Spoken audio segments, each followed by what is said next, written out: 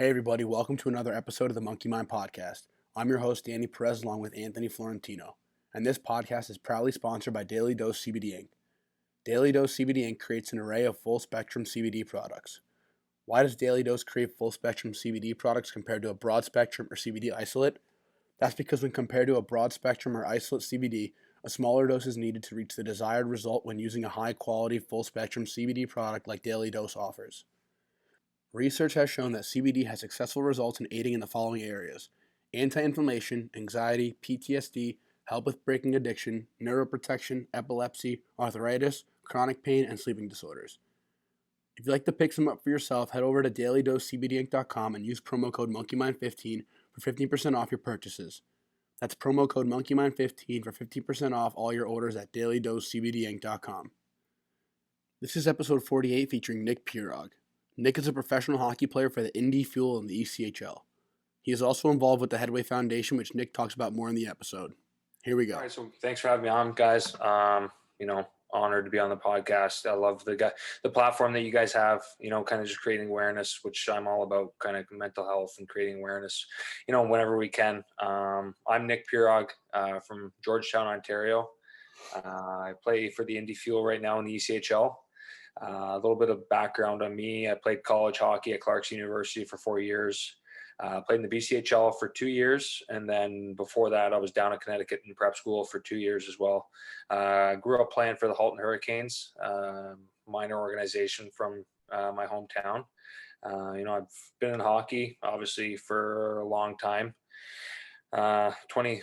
24 years now, obviously playing hockey.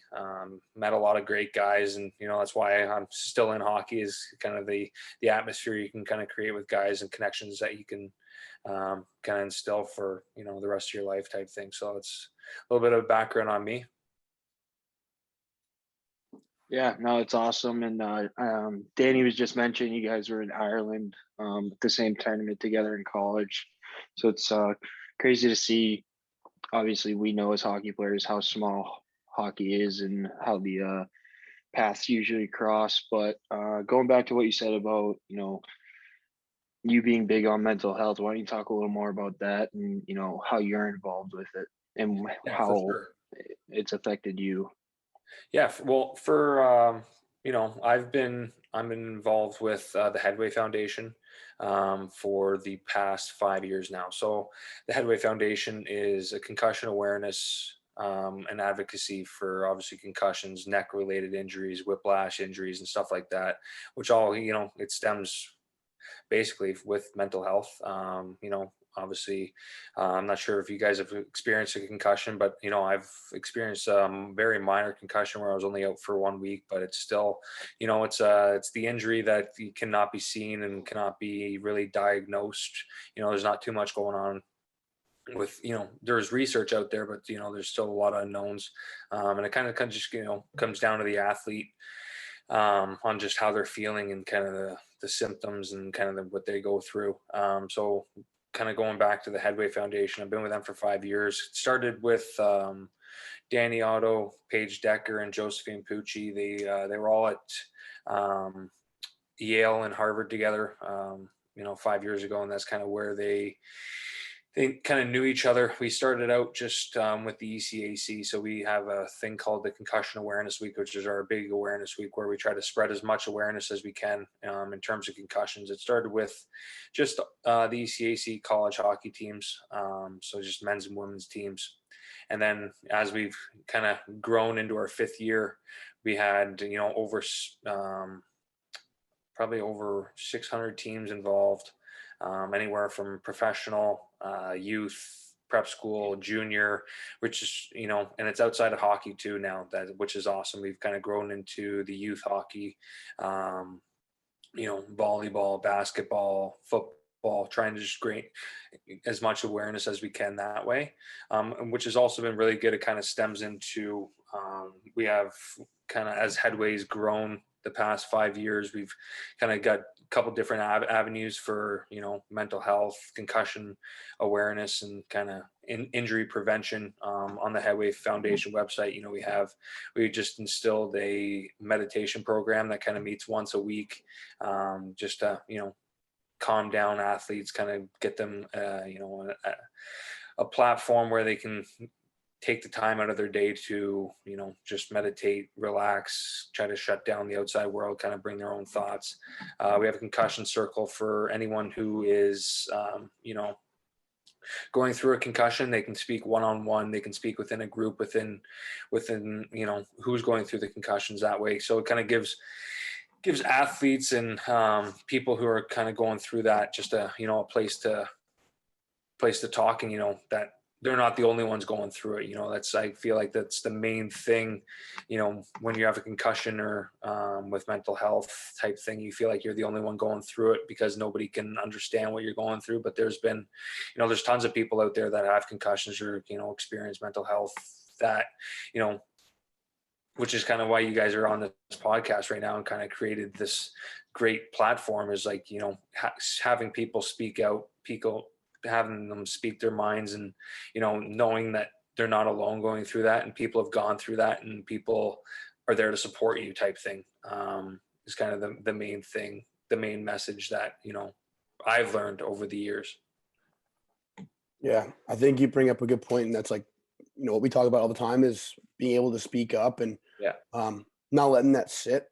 And in the article that I think it was the Indy Fuel wrote an article about you, and they mentioned how, you only had to sit out 2 games, but it's 2 games well worth it if it means not having to deal with major mental health issues later on. And, lucky for me, I've never had a concussion, knock on wood, but there's a direct correlation with having concussions and, misdiagnosing them or undiagnosing them, keep playing, and then maybe getting another one, or just playing through it, keep getting hit. And then later on, you may not see or feel the effects now, but later on, it's going to definitely affect you.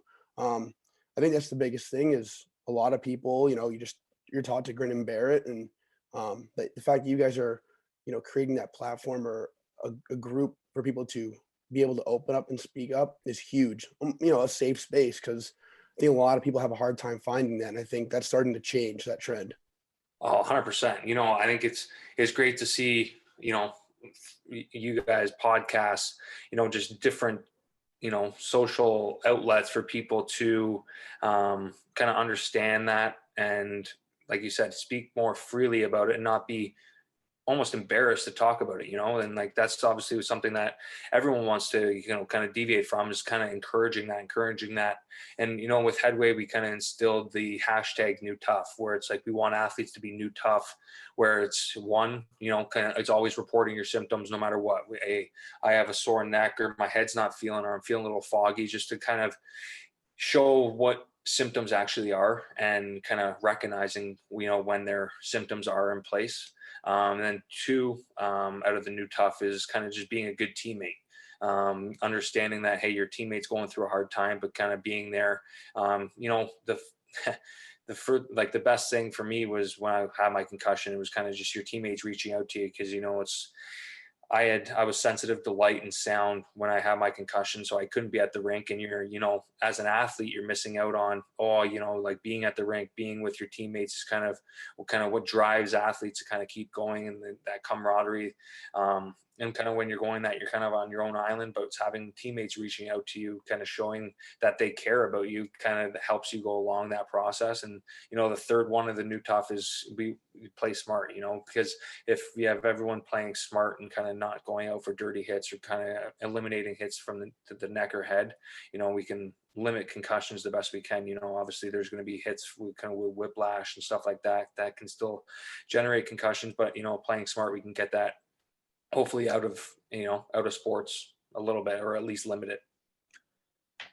Yeah, no, that's awesome. How are you guys sort of initiating the growth, as far as, like, you just reaching out to colleges and universities and finding ambassadors for them, or is it just kind of word of mouth and then people trying to get on board?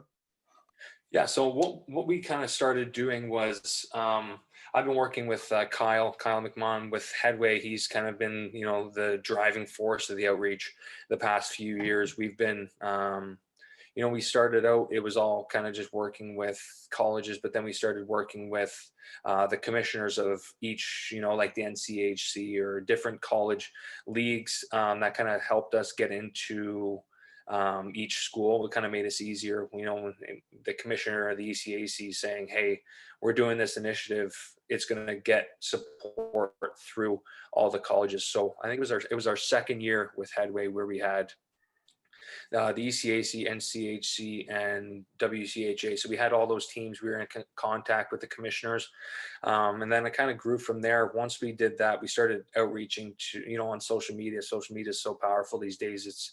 You can do anything you want on social media and reach out to whoever you need to, and that's kind of been something that's been awesome for us. We kind of just go to, for example, Air Force, we wanted to, if we wanted to work for them, we kind of just using them as an example, we go message their social media, and then, the SAC, Student Athletic Commissioner community, or whatever they have at colleges now, has been great because each team has a SAC member, and they all have meetings, and they're all in kind of constant communication. And this year it was actually great when we used Clarkson University, where I graduated from. We were in contact with their SAC, and it made it easy just to alpine skiing, basketball, every team that was involved there. It was they kind of jumped on board just as that outreach. And then, with Clarkson, just using them as an example, with Clarkson, we were able to kind of go into Potsdam hockey, where Clarkson is in Potsdam. So we were able to get into the grassroots, kind of just bring in youth organizations, and which has been awesome as well. And last year in Worcester, we had the Junior Fuel organization involved, and that's kind of what we've been trying to do in terms of outreach, is reaching out to as many teams as we can, but also recognizing when we can take advantage of, for example, you have a pro team like Worcester Railers last year, and we can dive into create an incentive for them to come to the Worcester Railers game, and we have auctions, and we had some donations go back to Headway, which has been good to get the youth markets in. And like I said, it was just kind of reaching out, especially this year. We had such a drastic growth with Headway, and outreach social media has been, it's been awesome for us to just grow as as an organization. Yeah, that's awesome. And you're mentioning all these sports and everything that you guys have worked with and kind of developed over the years.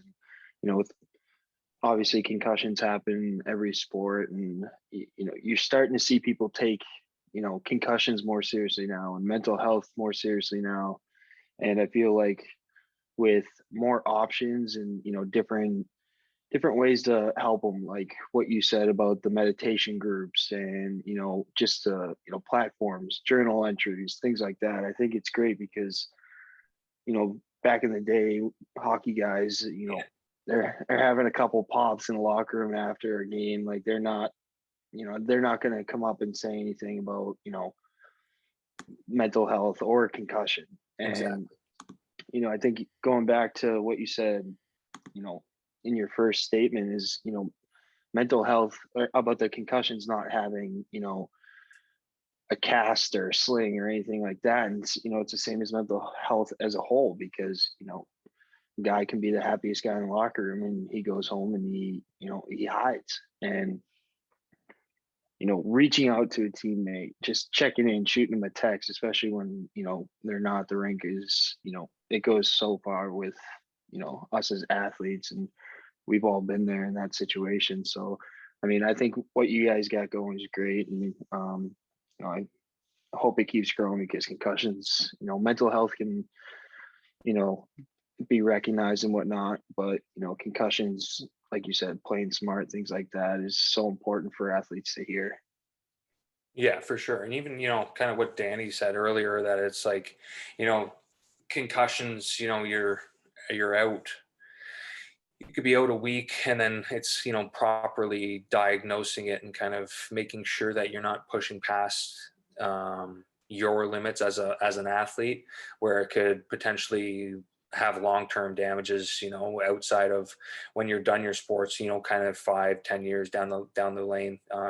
We don't really know too much about how long it can kind of proceed or kind of stay with you. And the worst thing that you could do, kind of going back to what you said, Flo, is like it just doesn't have, there's no sling, there's no nothing for it. And as athletes, and especially, we're hockey players in general, it's like you don't want to, you're always been, I said this when I was talking to the Indy Fuel. It's like you're always been, kind of applauded to, whether you're in playoffs, you're playing through a separated shoulder, you're playing through something like that. I think it's when you're dealing with your head, and there's a life after your sport, whatever you're playing, and it's hard to think about that. But I think it's whether if you have a concussion, you're taking a step back rather than taking 2 steps forwards. It's like, oh, I'm diving in, I'm gonna play through it. But it's also, it's the smarter and tougher thing to do,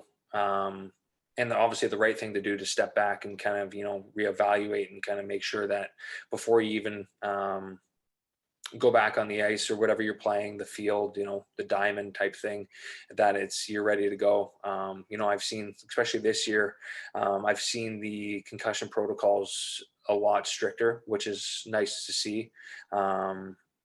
It's just relating to just keeping everyone in check, so that they don't have the mental health problems down the road, and trying to prevent that as much as possible. Yeah. Yeah. It's go ahead, Flo. No, you got it. I was just gonna tell a story real quick, but go ahead. I was just gonna say it's about kind of rewriting the script of what's kind of been talked about. Like you said, with our community, it's just like you're applauded for playing through injuries and all that stuff. And I think all of us can agree with that's part of the game. It's okay. Like you're gonna have to play through injuries at some point, but it's Yeah. just a matter of differentiating when you're playing through certain injuries, like legs or Yeah. arms and stuff like that. Like there's certain stuff you could play through for sure, but when it comes to your head, I think that's just a completely different thing that we have to like kind of rewrite. That like, okay, when it comes to head stuff, like you got to be able to take a step back, like you said, and kind of reevaluate and rethink this and make the tougher decision, Yeah. because like we both mentioned before, it's not going to affect you now, but it's going to affect you eventually. And just the God's honest truth is that when you mess with stuff like your head and you don't treat it properly, you deal with it in other ways you're not supposed to be dealing with it. People drink, people Yeah. use drugs and painkillers, and then that'll kill you, or people take their own lives. Like that's just Yeah. the flat out reality of it. And I think it's just a matter of differentiating, what injuries are you playing through, Right. like, For sure. so I think that's just the most important thing, because I think a lot of, we see like the two generations of ours and the older ones, like, oh, like kids these days are so soft. And it's just like, disagree, like I think it's just a matter of, like I said, being smart about it and just like understanding that there's a life after hockey, one, and two, even taking some time now to heal yourself Yeah. can actually create more longevity for your career anyway. So Oh, it's, 100%. Yeah. 100%. so Yeah. I Because think that's the biggest thing. building off that, I mean, like you could, even the next shift, if you're not feeling right, you're feeling, and that, that's why I think the trainers have such an important job. Like they've the trainers have become more educated, to be in a position where they can spot, there's a bad hit, let's check on that guy. You can kind of just look in their eyes and see, oh, well, he or she's not doing well, so let's take them out of the game. And I think that's where you can limit that to the point where it's, stop the concussion, in its tracks right away. And, leading that there's no, hopefully there's no long-term damage that kind of is created from that. And, that's the, obviously, you don't want to combat, a head injury or anything kind of with mental health. You don't want to, obviously, with alcohol or drug abuse or anything like that, obviously.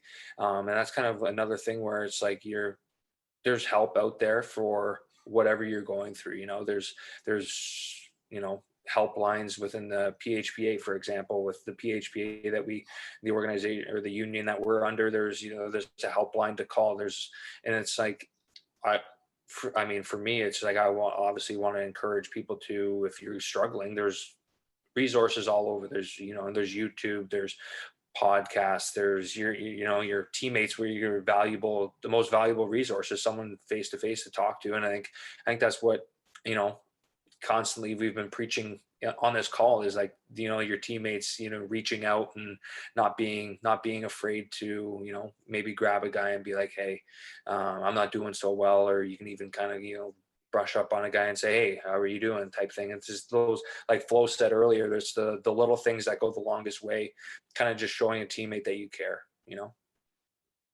Yeah, no, I mean, just to express it to people that, maybe in another sport that don't understand hockey, is you go up to a guy on the ice, just tap him on the shoulder, be like, all right, you good? Goes a Yeah. long way, because 100%. you'll be able to see it in his eyes, and maybe that will encourage him to pull you aside to get lunch that day, and then he'll tell you, and then you guys talk about it. You give him options. Like it's a line of communication that has been so limited Yeah. in athletes for so long, and it goes with concussions because my old man comes from a pretty tough town, and laying on the ice as a kid, you lay down, you better be dead or bleeding type Yeah. thing. And Yeah. as you get older, it turns into a profession, and guys move in, your spot's gone. So we try and play through things, but one thing my dad has always said was, you can get your hand fixed, you can get your hip, your knee, your foot, anything fixed, but you only get one brain. Yeah, And exactly. he said, you may feel good after a couple weeks, but don't rush into it, because 5 years down the road, you don't want to be able to not attend, a family party because the music's too loud or the Yeah, lights are too for bright. sure. And that's something that's really always stuck with me, because, you know, I don't want to miss a family party. I don't want to miss, Yeah. going to one of my kids' first college hockey games or something, whatever it may be. Yeah, 100%. So it's always stuck with me. Yeah, for sure. 100%. I completely agree with you. It's like like we said, there's you want to create that longevity, even though you're playing hockey. It's a tough sport to be playing, physically and mentally demanding, but there's always, you're not going to be playing for a long time. And that's kind of mostly like any other sport, you're not going to be playing. There's going to be, you want to have, a future after whatever your sport may be. Yeah. Yeah. Can you quickly talk about your experience kind of more in depth with your concussion? Just because I think when a lot of people think of concussions, they think of 4, 8 weeks or, locking yourself in a room, but you missed 2 games. So, but you were still sensitive to light and that sort of stuff. So kind of just talk about what your experience was and, your recovery process, how it was so quick, just because, there's a lot of people who get their bell rung and don't really know if it's a concussion or not and are hesitant to sit out or say something. So kind of just your experience with your concussion, that quick recovery process and what you had to do. Yeah, for sure. So it was a Saturday night. I think it was a second period. The defenseman was coming around their net, their defensive zone. So my offensive zone, I was kind of forechecking. I went to go finish my hit. The defenseman fell, took my legs out, and I flew over top and landed on my head. And, it took me a second to get up and kind of realize back where I was. And I felt completely fine. Once I got back to the bench, trainer came up and talked to me. I felt fine. So I ended up playing the rest of the game, but then I went back to the hotel because my family was in town that weekend. I was sitting there. We were just having some drinks after, and then it was as soon as I was, I had some food, and I was sitting there and kind of just looked up, and I was like, oh, this isn't good, because college, we were about to go out, college Saturday night. Obviously, we're going to go have fun, but it was at the same point where I was just like, I don't feel right. So I kind of took a step back with my family. I was like, hey, like, I don't feel very hot right now. I'm gonna go back, go to bed. And I woke up the next day, I had a little bit of a headache and kind of some soreness through the back of my neck, kind of obviously kind of that whiplash that I experienced, kind of that came within the next day. I felt completely fine, like I said, after the game. So Sunday, kind of just jumped right into the concussion protocol that we had. So at Clarkson, it was kind of, just take that day off and kind of relax. Obviously, just try to stay away from the sensitivity to light and kind of, my phone and stuff like that. Just try to limit everything that I could. So once I got to the rink on Monday, I went through the concussion baseline test. Obviously, I was declared to have a concussion just because my numbers weren't, my reaction time was off, just going through the tests and stuff like that. So, I wanted to, I took, I was, talking to my trainer, was taking some fish oil to try to, omega-3s to try to, like, the healthy fats, just to try to boost recovery a little bit.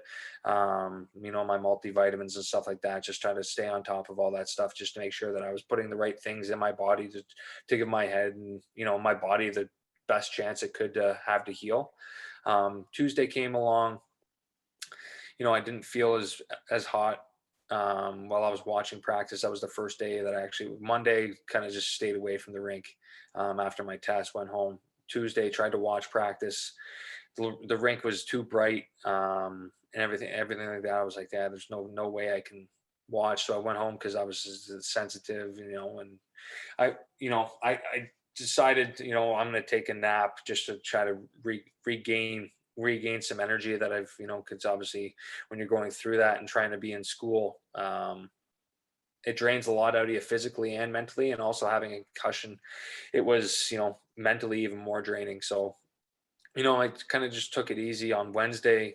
Thursday, the team's leaving for the road trip, and I'm supposed to be on that road trip, but, I'm on the bike just seeing if I have, because I didn't have any head or neck related symptoms. It was kind of just, I guess the way my body recovered from that, that certain injury.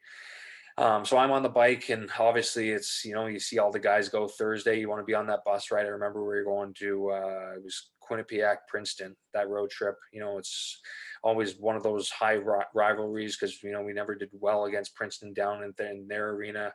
And it's, I want to be on that bus. I want to be going to play, the ECAC games, in any league play. All the points are very valuable for the end of the year standings, national rankings, and everything like that. So me sitting out is, it's tough because I want to be involved. I want to be there. I want to be with the team. And as the team's leaving, I have guys coming up to me and say, hey, like, get better. We'll come back. We try to get you 4 points, but we need you for the next following weekend. So Friday comes, didn't touch the ice, didn't do anything, but from Thursday, my head and neck, they felt better. I didn't have any symptoms going in. So that was kind of the recovery process. Once I got that bike under me, I could get another bike and more of a heavier lift to try to, see if there's anything that if there was a headache or anything that could, get my neck going, stuff like that. So Saturday I was actually able to skate. So it was a very quick recovery in terms of, people could have gone through the same injury, not have any concussion or any head or neck related injuries. But at the same time, there could have been someone who could have been out for a month or something like that. So what I've experienced through my concussion and being involved and being around guys that have a concussion, there's no set time frame, and that can tend to be very frustrating for the athlete that's going through it. So it's like that mental health aspect of the thing, where it's just like, like, why, like, how long am I doing this for? And it's, like I said earlier, it was my teammates that, got me through the weekend, even though they weren't there. It was like, hey, I text the guy saying good win on Friday night, but it was like, hey, them saying, oh, hey, like, we missed you out there. Like, how are you feeling? It's like that check-in kind of keeps you going and keeps my thoughts up and keeping them positive. It's obviously it was just me and my roommate back at home. So we're obviously kind of feeling left out, feeling lonely, but it's at the same time, it's like you still have your teammates there. They still care about you. They still want you to do better, even though they're not there. And that's kind of kept my positivity at a high, which helped me obviously didn't help me with the recovery process, but it helped me with my mental health that way. Yeah, that's the sort of like the process to getting back, right? Is you go on like a 30-minute bike ride or up until you get a headache, and then you stop. And then or if you don't get a headache, you can complete the full 30, right? And the next day it goes to a bike ride to a small lift. And then you kind of like incrementally introduce more physical stimulus to your body until your brain kind of reacts negatively, right? And then you stop and then go back. Is that sort of how it was for you? Yeah, it was for me, it was for me, I was lucky in the way that I never had a setback. Um, it was kind of following the protocol. I was on the bike. I didn't have any setbacks that day. So I was like, okay, I'm looking forward to the next day where I can try to get the bike in the small lift. Um, and that's it. Like for me, I was very fortunate to have it that way. There's a lot of athletes that get on the bike and a symptom pops up. So it's like, oh, you got to start back over. So that's kind of where I've seen the process kind of strenuate guys and kind of build up negative energy within them because they want to be back too. And so that's kind of, like I said, and like I'm going to keep saying, is that's where the teammates come in. That's where the teammates are picking that person up, because everyone knows that that guy's not, or that female player, they're not in the positive space because they want to be playing, they want to be back, and they don't want to be on that bike tomorrow or restarting their concussion protocol. So they want to be progressing, moving forward, but it's the support that can keep them going and keep moving them forward to eventually they're going to be back in that lineup. Yeah, no, that's an important thing. Go ahead, Flo. What were you gonna say? I think, you know, you telling that story is a good example of, speaking up and actually acknowledging the, concussion symptoms that you had, because I feel like, somebody, like for myself, because I didn't take it seriously at one point, I would have tried practicing, that Monday or Tuesday to see how I felt rather than go through the protocol of, doing all the tests and then hopping on a bike. And I think it's important, and I think it's helpful for guys because you addressed it right away and had a quick turnaround, which is good because you're doing the right things, you're taking it seriously rather than guys trying to practice to see how they feel, Right. because there's other ways around it that can help you recover quicker, Sure. obviously. And I think it's important for people to hear that because people don't talk, like, people say, oh yeah, I had a concussion, I got to go through a concussion protocol, but they don't talk about what they're doing for that. Yeah. And I think that's important that people can hear somebody firsthand explain, taking a couple days, Yeah. acknowledging that something's off, and then going through the proper protocol Right. of a simple, like Danny said, bike, bike, quick lift, things like that. So I'm glad I'm glad Danny asked you specifically about, what you did. Yeah. So like, I mean, like, so say for example, it's, for like, I was in going back in my shoes. Um, I'm sitting there Saturday night. I don't, you know, honor how I feel. I'm going to be honest. I'm going to the bar. I'm getting, a few drinks in me. And that's probably the worst thing you could do is, while you have a fresh concussion, is be drinking, like dehydrating your body and not setting it up for, the best chance for it to succeed and have that short turnaround. And then, for example, like I could have been Sunday, I woke up, most likely would have felt hungover. And it's like, okay, well, I'm gonna have a headache if I'm hungover. So it's like, oh, do I have a concussion? I don't know because I'm hungover. And then it's Monday. Oh, I kind of still have a headache. And then it's like, okay, well, is it a 2-day hangover or do I have a concussion? So it's like, there's, you know, probably nipping it in the butt and kind of just understanding how your body, everyone understands how their body is, like for example, if I have a concussion or I have a headache, I understand that, I know that, but nobody else will know that, so it's up onto the athlete or the person, whoever it may be, to have that personal ownership of yourself, to being like, hey, let's take a step back. I don't feel right. And then reach out to the proper people that can help you kind of identify what is going on within your body. Yeah, I'm happy you bring that up because that's the hard decisions that people have to make.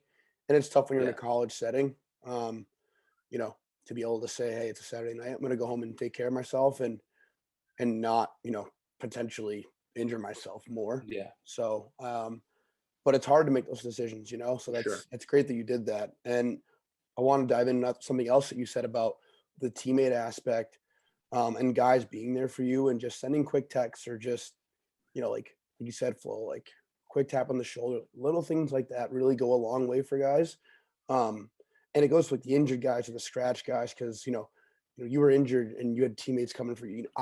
There were times where I was getting scratched, man, like close to a month and a half straight. Yeah. And whether you're injured or scratched, you feel like you're on a complete island Yeah.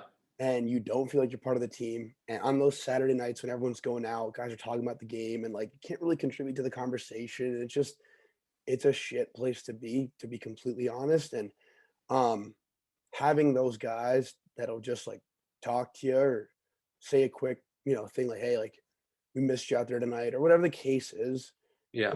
goes a long way. Not saying I didn't have that because my teammates at Maine were awesome and just a great group of guys.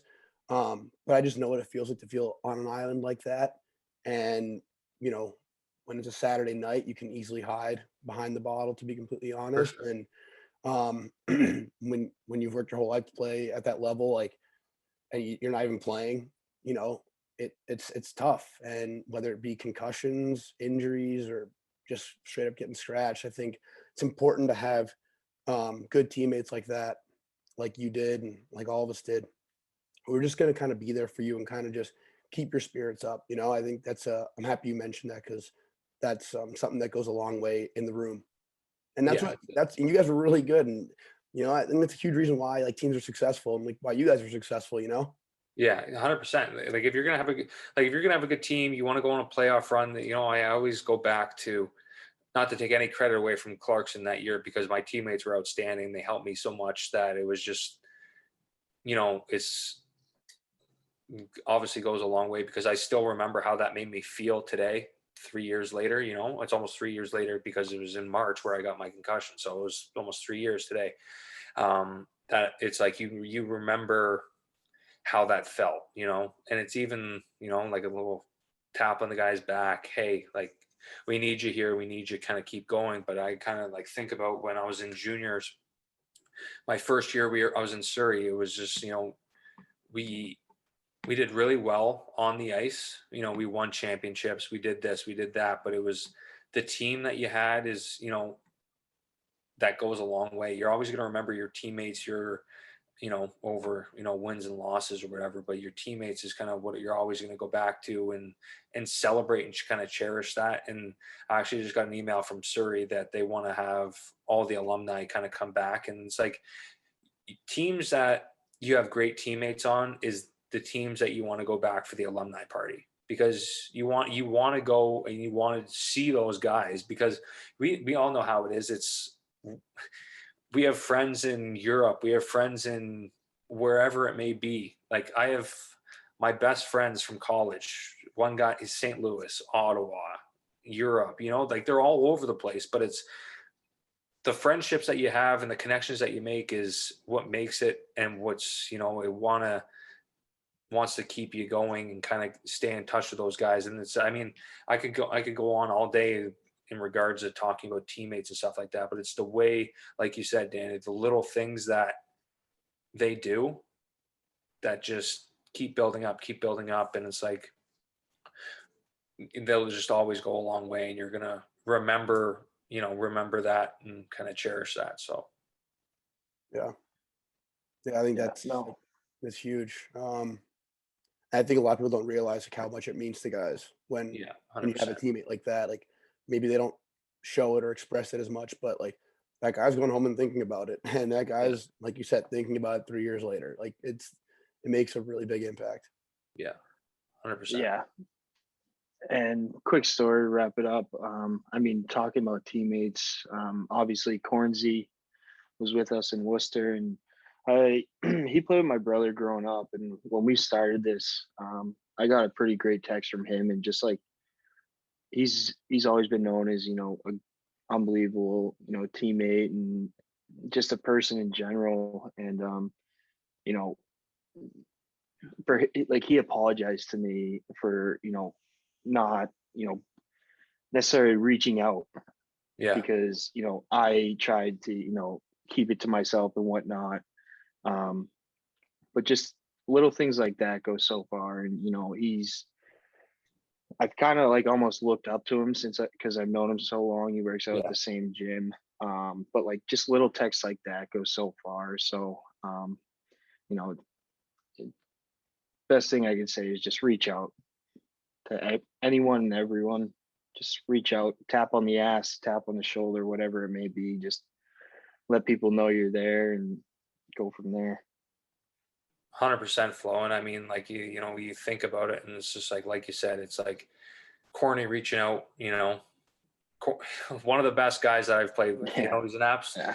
an absolute pain in the butt to play against, and you absolutely hate him when you're playing against him. But when you're on the same team as him, and you understand like how he is off the ice, and that's kind of like a lot of guys. It's just like it goes. We keep bringing this up and keep going back to it, but it's like it's all about like that teammate. Like that's what makes it, and that's what makes you feel good inside, is when you get a nice compliment from your teammate. That goes a long way. Like, I'd rather have a compliment from my teammate than the coach, because it's like my teammates are the guys that, they're bad. Like our coach in Indy right now, he says, Doug Christensen, great coach, who I had him in Manchester. He's like, it's not my team, it's your team. And that's the way he sees it. It's like, it's our team. We're playing for each other. And yeah, we're obviously playing for a coaching staff, but we're playing for, what we always say is our brothers around us, and like going that way and kind of going, and it just kind of means a ton, just this littlest thing. And I guess like the last thing for me would be is like, always never be afraid to, get out of your comfort zone type thing. And that's kind of where, no one's ever going to judge you for asking for help. No one's ever going to shut you down for asking for help. No one's going to ever make fun of you for asking for help or seeking something to help you yourself. Like, whether you need to have a conversation, you need to see a therapist, you need to see someone. It's like, you need to having that outlet and knowing that outlet's there to have that open one-on-one or whatever conversation it may be, that, it's so not talked about, like even like in Canada, they have the Bell Let's Talk, right? It's a once a year thing where everyone does the hashtag Bell Let's Talk. But I love the awareness standpoint from it, because it raises so much awareness from it. But it's like, there's 364 days where people still need to be talking and keeping that going, to the standpoint where it's just like, it's always, if there's an issue, you got a problem, always there's someone out there that can help you and listen to you, for sure. Just even listen to you, and kind of just get something off your chest. Yeah.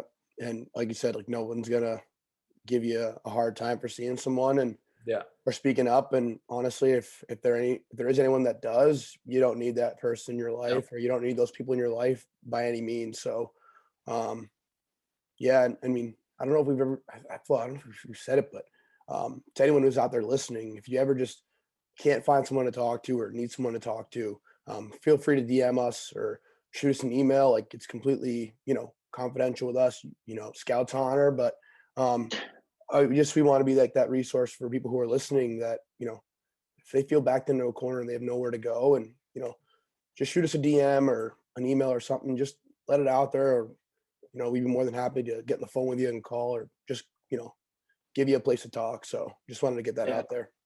And 100%. Pisey, for people with concussions, if they want to, get in touch with you, and utilize what you got going on, where would they find you? Just shout out the socials if No, they're yeah, not too I long.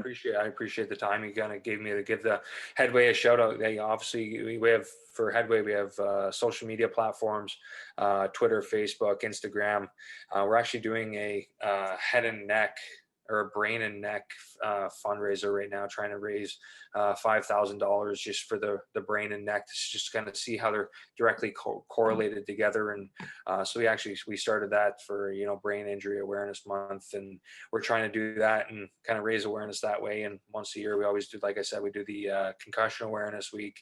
And there's a lot of good resources in terms of concussions and meditation and one-on-one chats for just how to deal with your concussion, just on the Headway Foundation social media outlets or headwayfoundation.com. I really appreciate you guys. Let me give them a shout out on here for sure.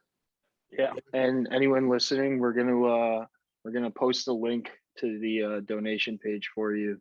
So just send that over, and we'll get it going for you. I appreciate that. Thank you very much. Yeah. Thanks for coming on, man. We really appreciate it. Yeah, thanks, guys. I love what you guys are doing. Just in terms of the whole mental health, like we said, stressed upon. It's great, and we need more. It's like there's never enough, and I love the initiative that you guys have, and I love the diverse players that you guys have. Whether it's U18 guys or college guys, professional guys, I absolutely love it, and I love listening to you guys. So keep doing what you're doing. That's that's awesome. Yeah, sounds good. Thanks, Paisy. Appreciate it. Thank you. Thanks, guys. Appreciate the time. Yep.